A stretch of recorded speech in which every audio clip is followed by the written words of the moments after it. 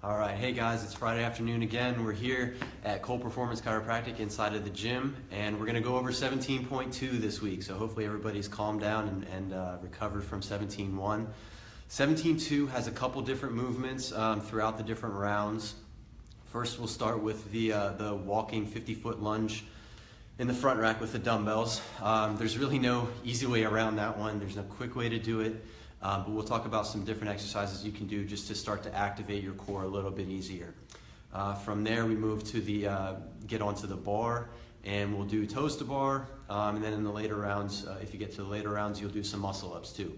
After that, we come back onto the ground there, and we're going to do 8 power cleans with the dumbbells, and then right back into the walking lunges again. So we did it earlier. Again, there's not a whole lot of cheat sheets to it, but if you've been watching some of the blogs and some of the other videos, people have come up with some really good ideas as to how to pace yourself and how to chop up some of those reps, so it makes it a little bit easier on you. So the first thing we'll start with is just for your core stability, and we'll kind of transition that into how you can get your shoulders to get warmed up as well. So we'll go down to the floor here, and we'll get into this 90-90 position. Just knees up, 90 degrees, 90 degrees.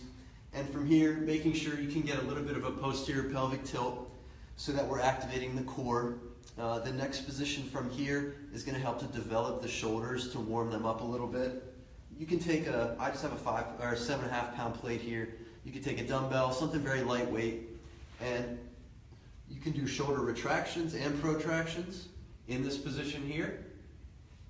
Just lifting up and down, moving your shoulder blade. The next thing we can do is simple rotations, just like that. Not meant to be difficult, it's just enough to get the shoulder, the rotator cuff warmed up. So you can go here, come back down, switch the other side, back, press up, pull back, and then rotate again. So nice and simple. You don't have to hold it for too long. Again, you don't want to tire out your core, but that's certainly a good exercise to do. Just to get the shoulders ready and for the core to warm up.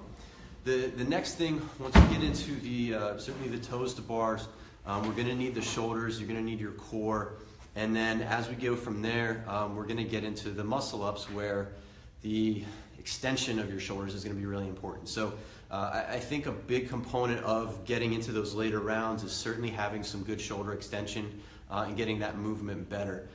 The first half, really the first 2 rounds, think about it, all we're doing is shoulder flexion. So in the front rack, your shoulders are flexed.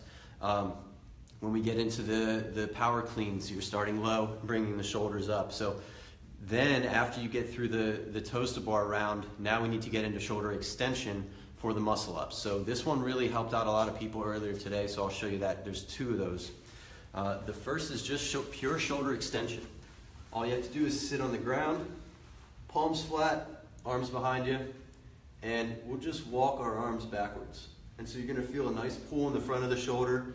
This shouldn't be painful, but you should feel like it's a pretty good stretch. So you can hang out here in a nice comfortable zone, breathe. After a couple breaths, you can take it back a little further. So this position should look familiar to you when you get up onto the bar and you're doing the muscle ups, and you have to pivot and press up through. So you're in that deep dip position.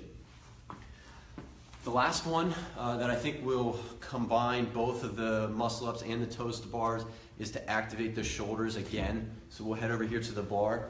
Now, in this position, what I would like to use is typically we use a squat rack.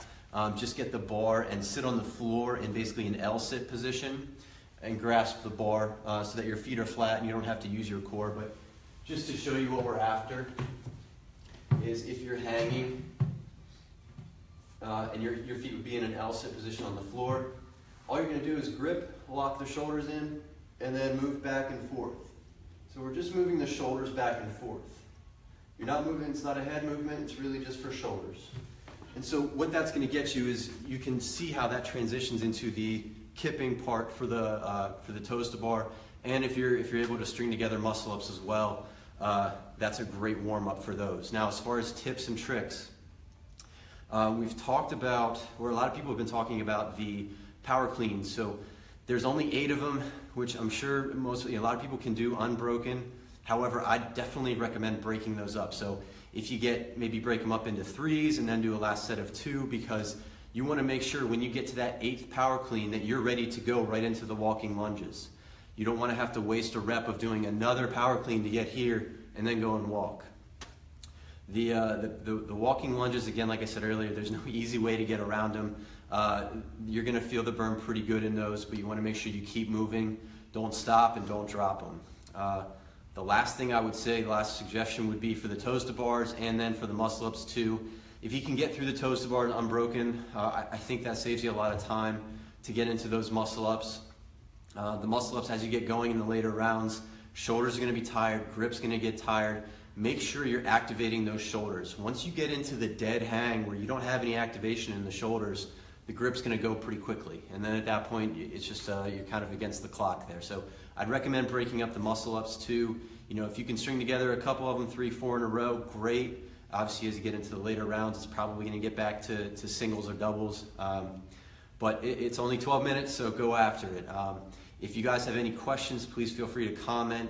If you think you have any limitations or mobility in any of these movements, we've still got a couple days here until the scores are needed to be submitted, so give us a call or check out our website and schedule online there. All right, everybody have fun. Have a great weekend. See ya.